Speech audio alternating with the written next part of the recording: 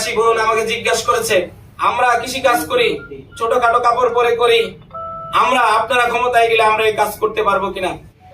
ইসলাম যেখানে নারীদেরকে সর্বোচ্চ মর্যাদা দিয়েছে, আমরা বাংলাদেশ জামাত ইসলাম যদি ক্ষমতায় আসে, এদেশের নারীরা সর্বোচ্চ মর্যাদাশীল একজন সম্মানিত নাগরিক হিসাবে তার দেশ উন্নয়নের ভূমিকা রাখবে। এই ক্ষেত্রে সকল ধরনের সহযোগিতা জামাত করবে, কোথাও বাধার প্রশ্নই আসে না। প্রবাসী বোন আমাকে জিজ্ঞাসা করেছে যে ভাই, আপনারা তো ইসলামের কথা বলেন, আমরা কৃষি কাজ করি, ছোটখাটো কাপড় পরে করি, আমরা আপনারা ক্ষমতায় গেলে আমরা এই কাজ করতে পারবো কিনা। আমরা বলেছি এটা হচ্ছে আমাদের বিরুদ্ধে একটা প্রপাগান্ডা।